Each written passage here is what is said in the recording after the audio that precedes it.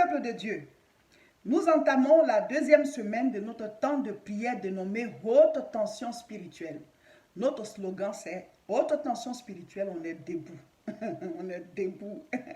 Dans la prière, on ne va pas se laisser faire. Alléluia.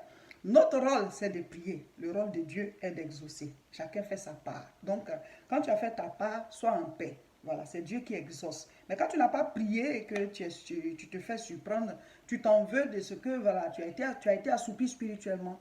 Donc, il faut qu'on soit éveillé. Et puis maintenant, c'est Dieu qui fait la suite. Mais nous, on doit prier, on doit combattre. Il a dit de lier, nous, on doit lier. Maintenant, comment c'est lié dans le monde spirituel?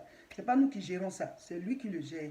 Nous, on lie, voilà, on chasse, on brise, on consume, on envoie le feu, on fait notre part. Amen. Cette semaine, le thème, c'est ôter la pierre. Ôter la pierre. Parce que la semaine dernière, c'était le diable vient, mais il n'a rien en moi. Donc, on a eu le temps d'expliquer un peu l'affaire des péchés, les vices, les situations qui sont dans nos vies, qui sont des portes d'entrée du diable. Mais cette semaine, maintenant, on parle de ôter la pierre, ce qui s'oppose en fait à ton miracle, ce qui s'oppose à ton décollage, à ta percée. Parce que Jésus a dit d'ôter la pierre avant qu'il ne proclame la résurrection de Lazare. Qu'est-ce qui t'empêche de vraiment décoller? C'est de ça qu'on va parler cette semaine. Et on doit beaucoup prier. Voilà, Seigneur, révèle-moi tout ce qui empêche ma vie d'entrer dans sa percée, tout ce qui m'empêche d'entrer dans ma destinée, toute pierre qui empêche ma résurrection, qui empêche mon décollage, toute opposition, révèle-moi, brise, brise. Vous voyez, la prière, c'est une activité spirituelle, mais en fait, le résultat, il est physique. Voilà, tu vois le résultat se manifester dans la vie de tous les jours. Tu vois que voilà, les choses sont beaucoup plus fluides, les choses avancent beaucoup plus facilement. Voilà, Dieu te protège, tu vois, tu sens certaines choses. En tout cas, tu es guidé, voilà, de manière invisible. Mais quand tu ne pries pas, il y a aussi le contraire. Tu sens une opposition, une oppression, les choses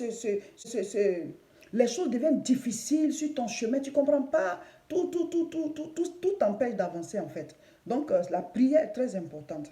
Le thème de cette semaine, c'est ôter la pierre. Ôter la pierre, c'est basé sur Jean chapitre 11. Bon, on va lire l'histoire et on va expliquer au fur et à mesure pour que vous puissiez comprendre de quoi il s'agit.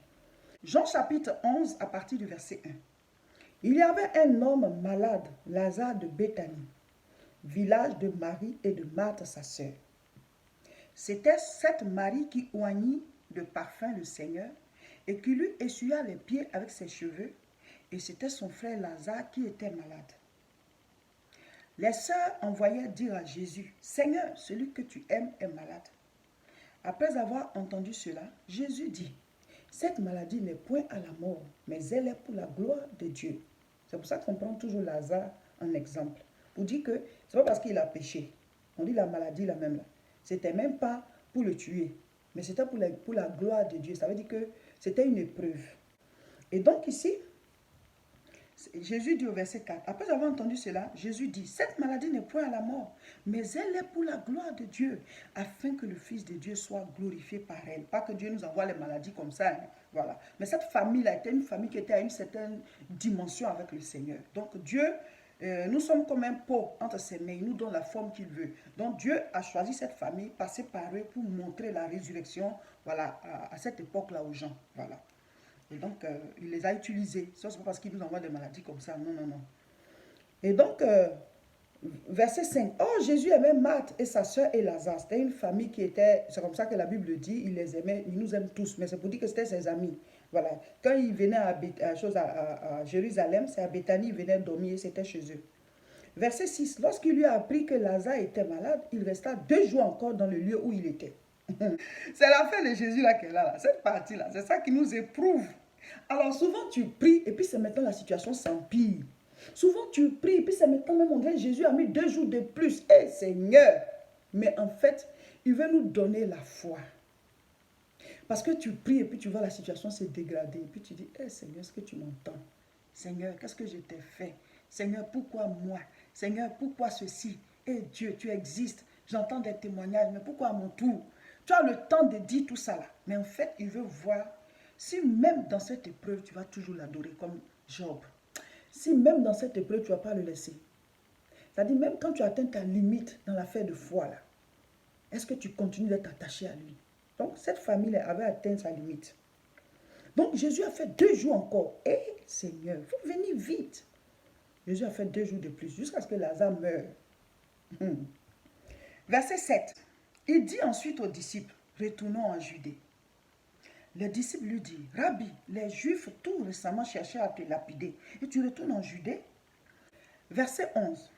Après ces paroles, il leur dit, Lazare, notre ami, dort, mais je vais le réveiller. Mes frères, mes soeurs, arrêtons-nous d'abord là. Jésus dit, Lazare, notre ami, dort, mais je vais le réveiller. Pourtant, Lazare est mort. Et Jésus qui sait tout, il sait que Lazare est mort. Parce que personne n'a encore dit que Lazare est mort. Hein. Mais lui, Jésus dit à ses disciples que Lazare dort. C'est la mort là qu'il a appelé comme ça. Mes frères, mes soeurs, la foi est un mystère du royaume de Dieu. C'est-à-dire que le gars, il est mort, mais Jésus dit, il dort. Hey, Seigneur, donne-nous cette foi-là. C'est-à-dire que Jésus a rebaptisé la chose. Il a tellement la foi, il est tellement sûr de la puissance de Dieu. Il est tellement convaincu de la grandeur, de la puissance de Dieu, qu'il sait que ça, le gars va se réveiller comme si c'était juste un petit sommeil.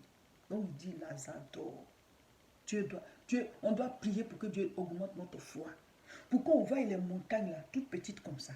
Pour qu'on rebaptise les situations, qu'on dise ça, voilà ce qui va se passer. En disant que Lazare dort là, c'était pour dire qu'il va ressusciter. C'est quand on dort qu'on se réveille. Donc au verset 11, il dit, Lazare, notre ami, dort, mais je vais le réveiller. Verset 12, les disciples lui disent, Seigneur, s'il dort, il sera guéri. Et ils n'ont pas compris, ils sont en train de dire aussi, je crois qu'il est malade. Verset 13, Jésus avait parlé de sa mort, mais il crut qu'il parlait de l'assoupissement du sommeil. Voilà, il croit que Lazare, il est assoupi spirituellement là-bas, alors qu'il est mort. Verset 14, alors Jésus leur dit ouvertement, Lazare est mort. Et, parce que nous les êtres humains, nous, notre langage là, c'est cru. Il est en train de parler spirituellement, ils n'ont pas compris. Donc il dit, bon, vous, c'est que vous comprenez, je vais vous dire ça, il est mort. Dans le langage humain, il est mort. Mais spirituellement parlant, il dort. Ah, c'est compliqué. Il faut que Dieu nous donne la foi pour comprendre. Parce que souvent, tu regardes une situation comme ça. Sous tes yeux, la maladie, elle est là. Mais Dieu dit, je peux guérir ça. Il est même déjà guéri. Et quelle est la différence? Dieu doit nous donner la foi. Parce qu'en fait, ce que moi j'ai compris là, c'est qu'en regardant la situation là, croire que la personne est guérie jusqu'à ce que cette foi, le fait de croire là, que ça dégage une puissance. C'est pas que tu vas te concentrer, hein, non. Mais ça dit, tu es tellement convaincu que c'est ça. Ça dit, tu es sûr. Ça dit, la foi, c'est la ferme assurance. Tu es convaincu que la personne l'est guérie. Et finalement, ce de quoi tu es convaincu là, c'est ça qui se manifeste sous tes yeux. Jésus était convaincu que Lazare dormait. Mais en fait, nous, on est beaucoup dans le monde physique, en fait. Donc, quand on voit, on dit, ah, l'affaire là, c'est grave. Le gars, il est malade. Hein? La maladie, on dit, on ne guérit pas de ça. Hein? Et moi, on va ressusciter comment? Donc, nous, on est, le monde réel, on est à fond dedans, en fait. Donc, on ne croit pas. On te dit que ça, là, on dit maladie incurable, ça peut guérir. Ça, c'est parce que, comme on dit, ça, là, ça ne guérit pas. Mais Dieu peut guérir ça. Mais il a besoin de quelqu'un qui y croit. Parce que Dieu fonctionne avec la foi.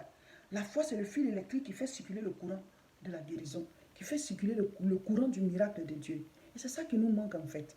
Parce que nous, on est trop convaincus de la réalité. On dit ça, on ne guérit pas de ça. Hein. Donc tu es convaincu que la personne ne va pas guérir. Et finalement, la personne ne guérit pas. Parce que tu es convaincu de ça. Or, la foi, c'est ce de quoi tu es convaincu fermement là. C'est ça qui se réalise. Eh Seigneur, aide-nous. Moi, je suis en train d'étudier la foi. Je suis en train d'étudier la foi. Avec les situations de ma vie, de ce que je vois, de ce qui m'entoure. Je veux comprendre ce mystère-là. Pourquoi Jésus peut dire que Lazare dort pendant qu'il est mort? Mes frères, mes soeurs, je vous parle cœur à cœur. Dieu doit nous enseigner la foi. Ce monde-là a besoin des hommes et des femmes de foi. Par notre foi, on va guérir des gens. On dit telle personne a telle maladie, on dit, les médecins disent ça ne guérit pas. Mais nous, à cause de notre foi, il dit si vous avez foi en Dieu, vous pouvez même jeter les montagnes. Vous pouvez dire aux montagnes, quitte ici, va là-bas, ça va partir. Et il a dit, est-ce que quand il va venir sur la terre, il va trouver cette foi-là? En fait, cette foi qui déplace les montagnes. Parce que nous, on est tellement dans la chair, on est tellement dans la réalité là que Jésus se demande, mais est-ce que cette foi, je vais la trouver? Parce que vous là, vous ne croyez même pas, vous avez peur. Et Dieu, donne-nous la foi. Je lis maintenant au verset 32. Lorsque Marie fut arrivée là où était Jésus, et qu'elle le vit, elle tomba à ses pieds et lui dit, Seigneur, si tu avais été ici, mon frère ne serait pas mort. Et Dieu, mes frères, mes soeurs, Eux, ils savent que Jésus guérit les malades, mais ils ne savaient pas que Jésus ressuscitait aussi les morts. C'est pour ça que Jésus a permis cette épreuve, pour que leur foi puisse passer à un autre niveau. Parce qu'ils avaient déjà vu Jésus guérir les malades. Donc, elle a dit, si tu étais là, mon frère n'allait pas mourir, parce que tu allais guérir sa maladie. Mais elle ne savait pas que même la mort aussi peut encore agir pour ressusciter la personne. Donc, il fallait un cas pratique de mort pour qu'il puisse agir et que le peuple voit. Et que la famille là aussi voit. Donc Lazare a été un cas pratique. Parce qu'il est un ami du Seigneur, Jésus peut l'utiliser pour faire une démonstration. Amen. Verset 34. Et il dit, où l'avez-vous mis? Seigneur, lui répondit-il, viens et vois. Verset 35. Jésus pleura. Et mes frères, Jésus a pleuré. Il a pleuré pas parce que Lazare est mort. Nous, on pleure parce que la personne est déjà décédée, on ne peut rien faire. Mais en fait, lui, il a pleuré à cause de notre manque de foi. Il est parmi les hommes, on est faible. Et il dit, mais ceux-là, Dieu les a créés puissants. Mais à cause du péché, comment ils sont devenus? Regarde dans quoi ils sont, dans souffrance, la mort, les maladies. Je suis sûr que c'est pour ça que Jésus a pleuré. Parce que ce n'est pas le plan de Dieu à l'origine. On souffre. Et lui, il est venu nous aider. Les maladies, la guerre, la mort, les épreuves, la haine, les coups bas. Donc on souffre sur cette terre. Je suis sûr que c'est pour ça que Jésus a pleuré. Parce que quand il voit cette atmosphère-là, il dit, c'est pas pour ça que Dieu a créé le monde. Et donc maintenant, verset 36. On dit les Juifs, sur quoi les Juifs disent, voyez comme il l'aimait. Et quelques-uns d'entre eux disent, lui qui a ouvert les yeux de l'aveugle, ne pouvait-il pas faire aussi que cet homme ne meurt point?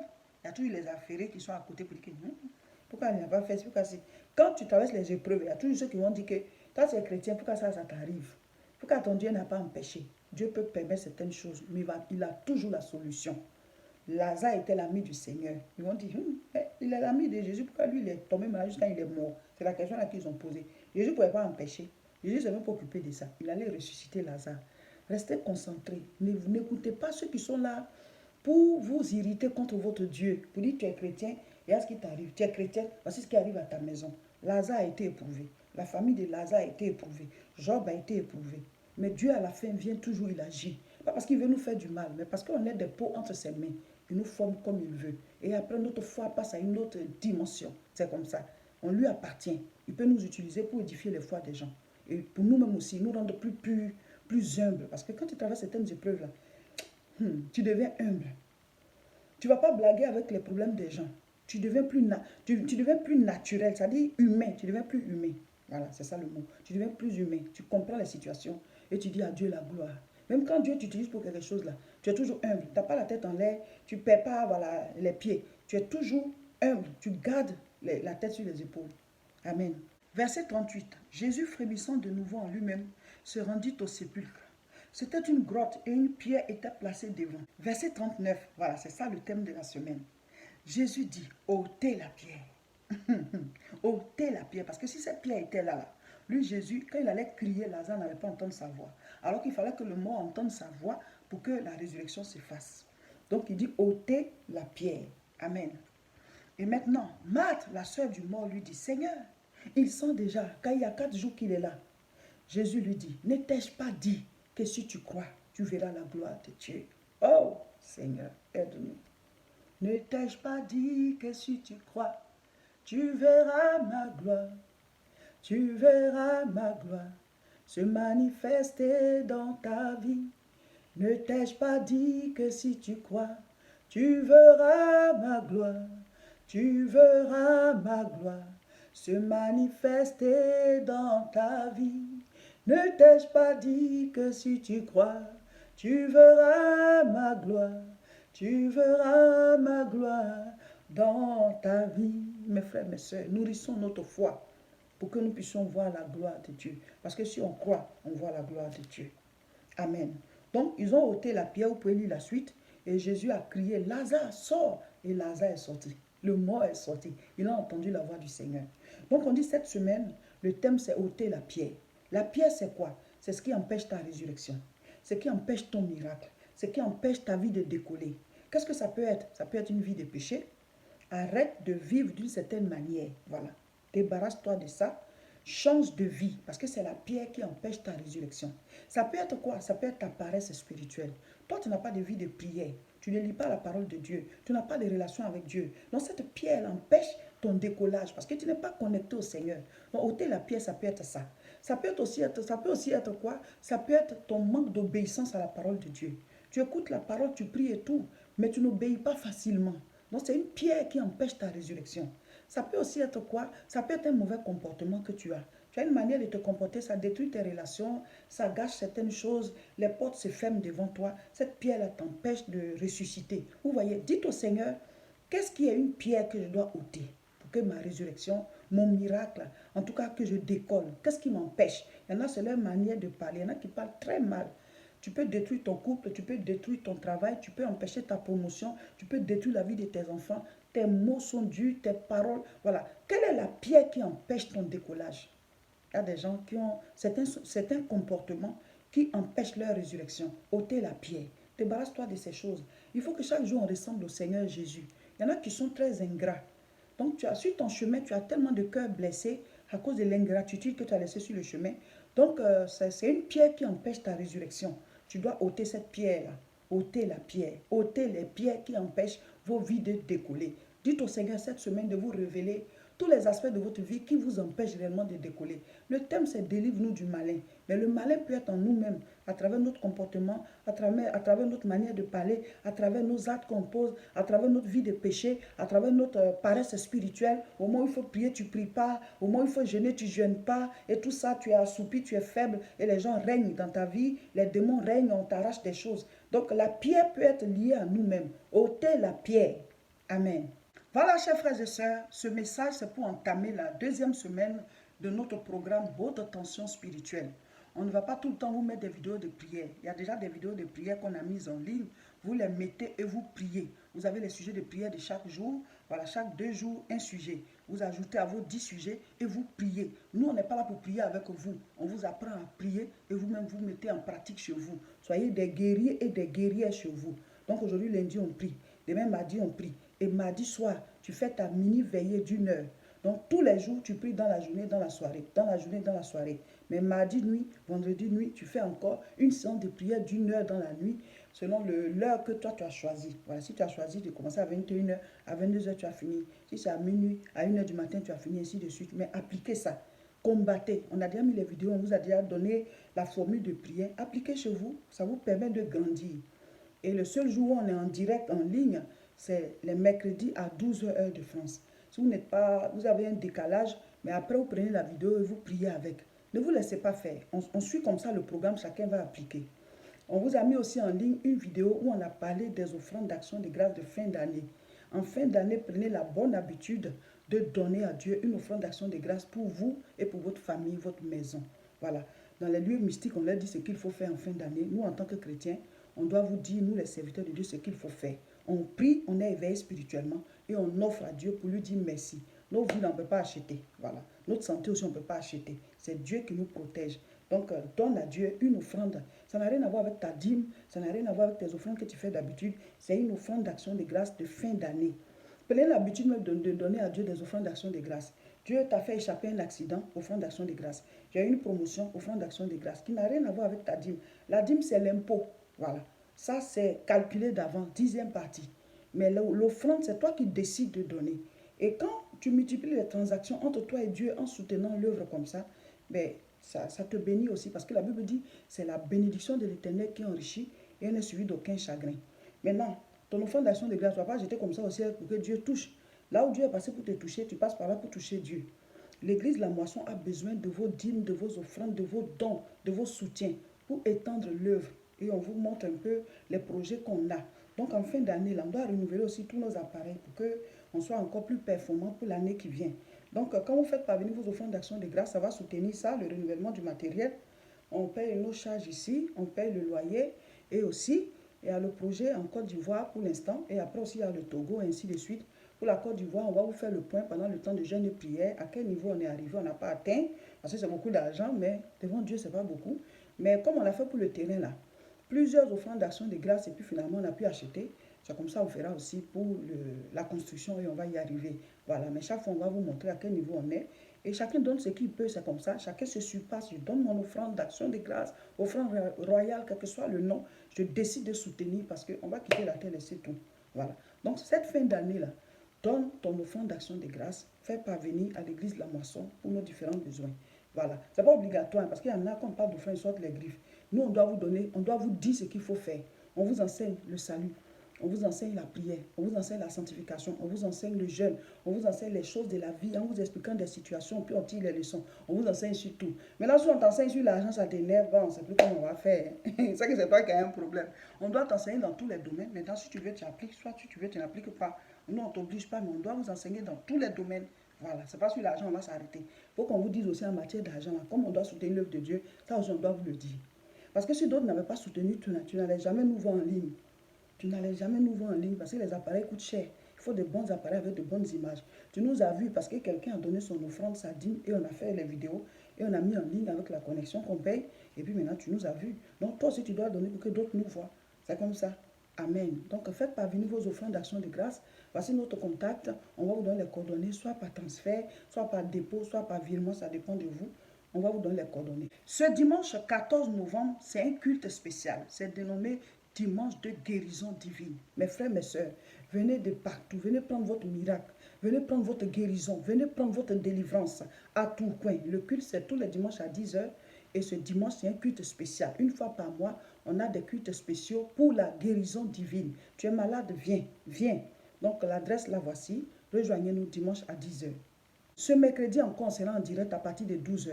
Ne ratez pas les directs les mercredis. Voilà, on prie ensemble, on donne l'enseignement. Donc, connectez-vous. Abonnez-vous aussi à nos différentes chaînes pour ne pas rater nos programmes.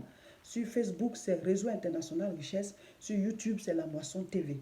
On ne va pas tout le temps vous mettre les vidéos de prière. On a déjà mis des vidéos de prière. Utilisez-les et priez avec. Amen.